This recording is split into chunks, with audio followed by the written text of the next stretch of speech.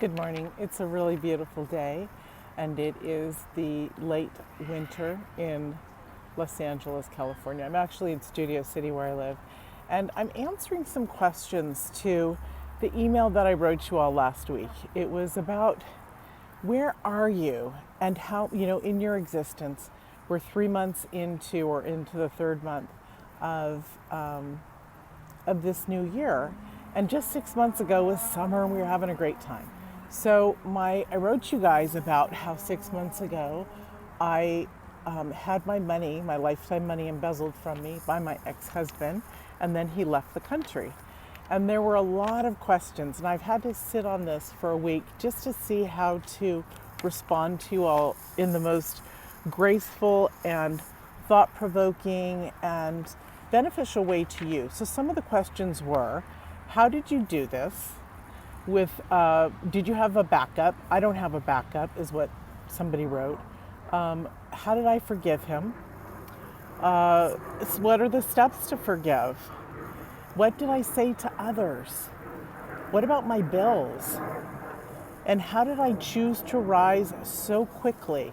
Now that's my favorite, because one of the women who wrote is a friend of mine, and she said that when something like this happened to her, she wasn't able to rise quickly. How was I able to rise so quickly? So let's see about going over all of these questions. So just for those of you who are listening in and didn't read last week's email, which was on February 25th from me, you can go look at it to read it and then also watch this video.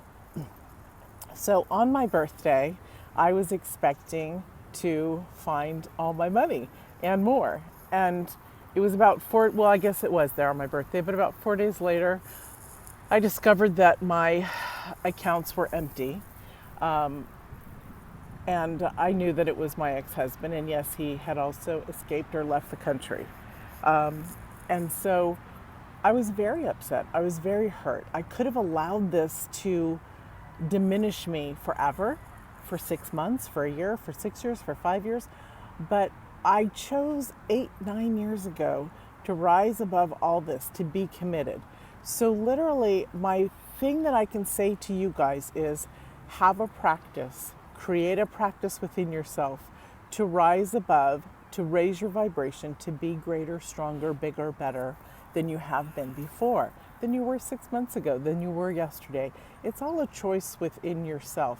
If you go to my website and download my free book for you, Mirror, Mirror, a step-by-step guide to a life that loves you back, there are processes in how I first changed my life 9 years ago.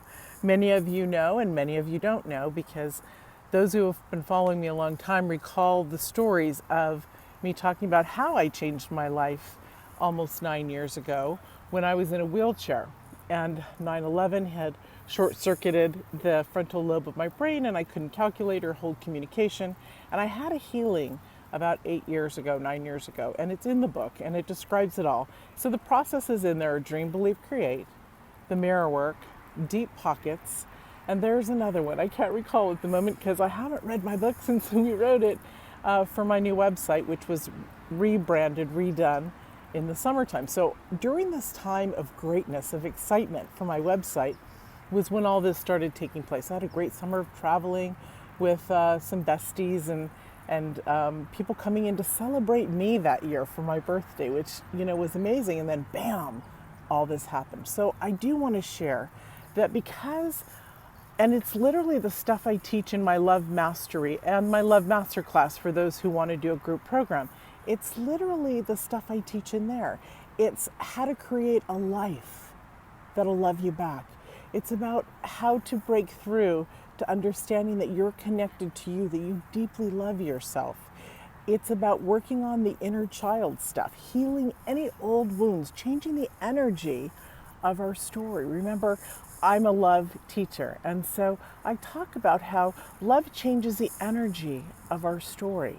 So we want to have the energy of any trauma, drama, blame, discomfort, judgment, anything. We want to change the energy of that. We want it to be so that we can have our life support us and love us back. So interestingly enough, within 1 hour after finding out that my money was gone and that we couldn't reach him and knew that he was leaving to Cuba, that I started feeling this overwhelming sense of abundance, this great whoosh feeling that I get when I know magic is coming into my life. And I thought, wow, this is really strange, but okay, Father, yeah, that's what I call God, bring it on. Just bring it on and give it, I'm here. So it was not a really easy, it was easy transition compared to most people. I could have been crying for hours and years and days, and I never could have gotten over it. I could have committed suicide. There are a lot of paths I could have chosen. But when I felt, because I do this work, and we're going to get into that in a moment, but because I felt this overwhelming abundance coming towards me, I knew that my life would be fine. I always know that. I tell you all, we're infinite spiritual beings. Our soul essence is perfect right now. We're in this human body in order to progress forward and to live a life here on earth that we can't live without a human body, to experience sensation, touch, that other type of love. Not just the pure spiritual love. There's nothing wrong with the touch of love. The love between two people, that's beautiful and spiritual as well. So when I started feeling that overwhelming abundance coming through, I knew that I could not, after all these years of working diligently on myself in a moment by moment basis, that I could not just let it go, that my grace was coming forward. I wasn't quite sure how it would look.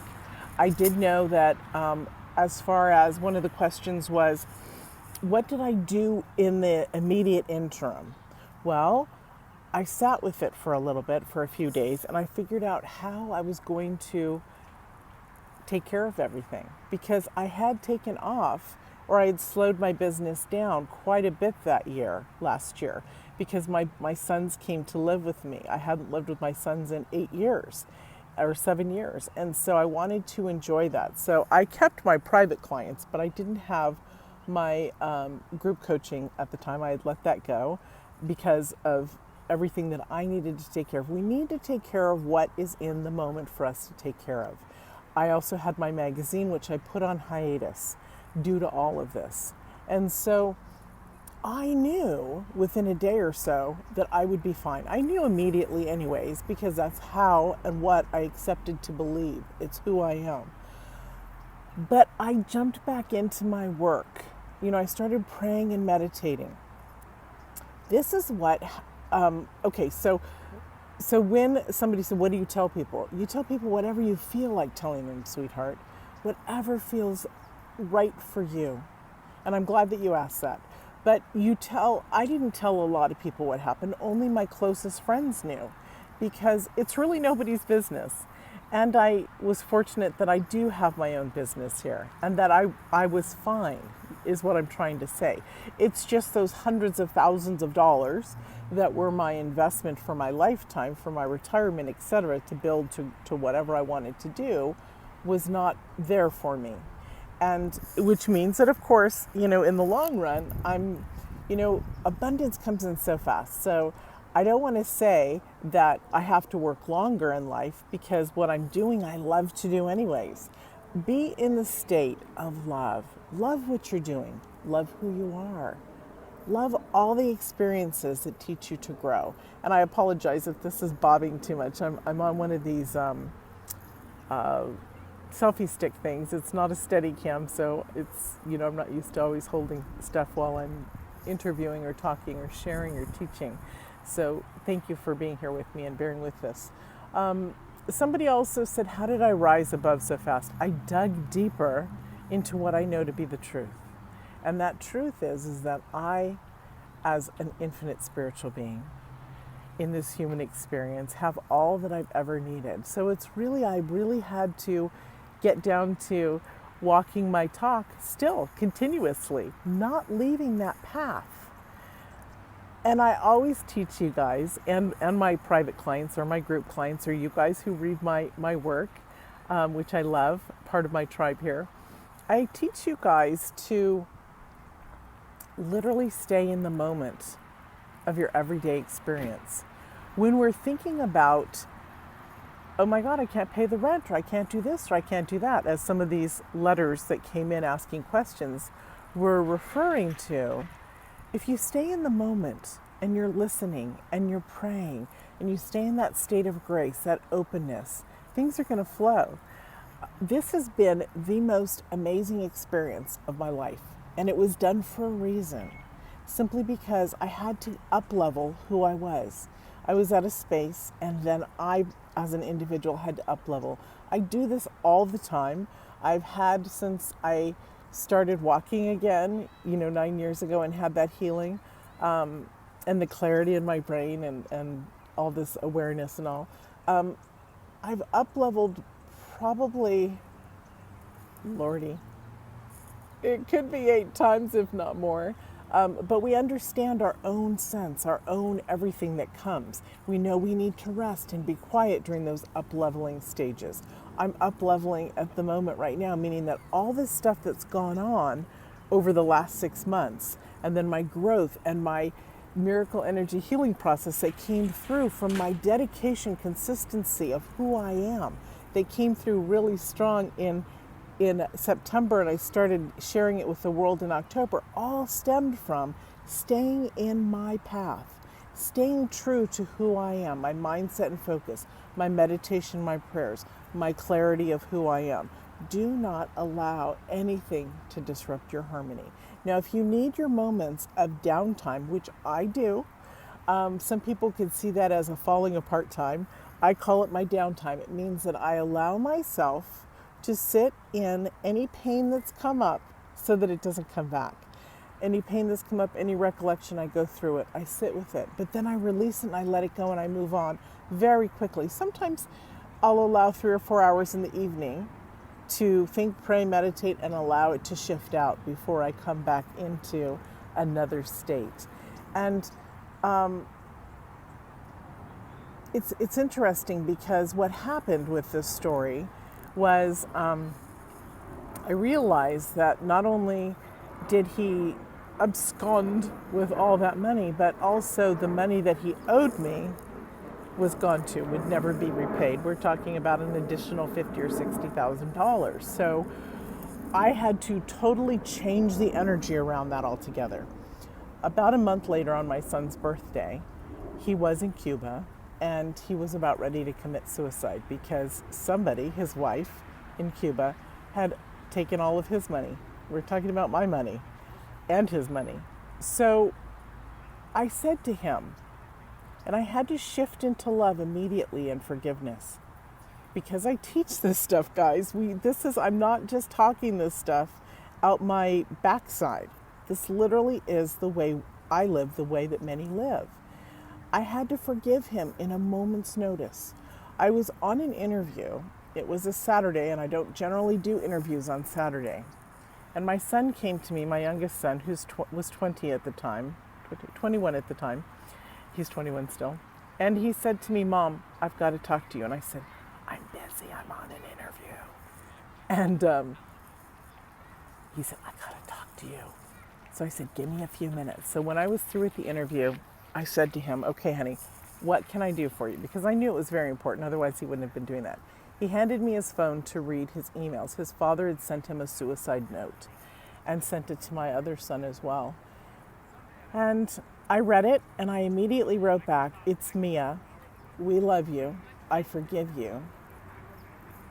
Come home."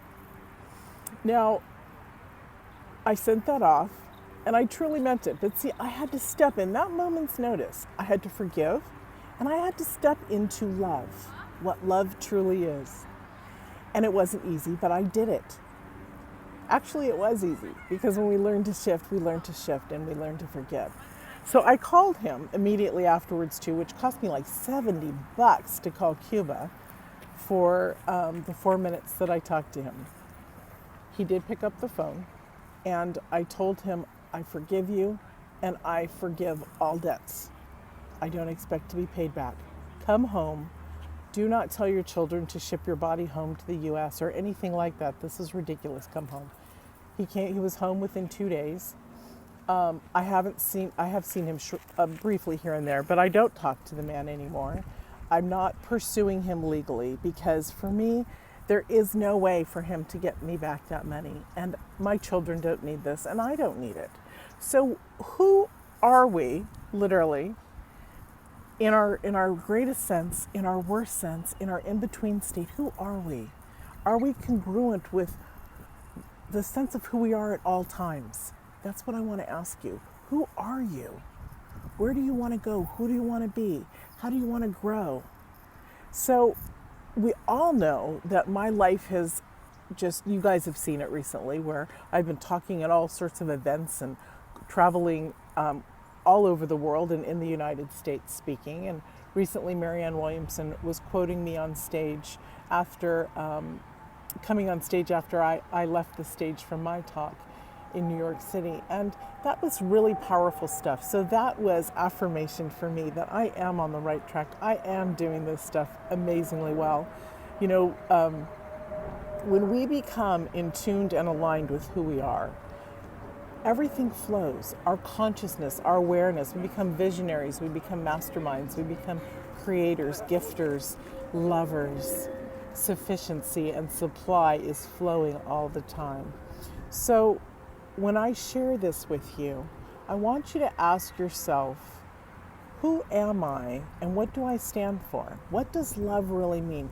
The reason I teach Love Mastery and Love Masterclass is because it elevates all levels of who we are. It elevates our vibration. It elevates our manifestation. So we understand that love is not linear. Love is divine. Love is who we are. Love and God vibrate at the same level, which is exactly the quote that Marianne Williamson quoted me on and said just as eloquently as Mia said.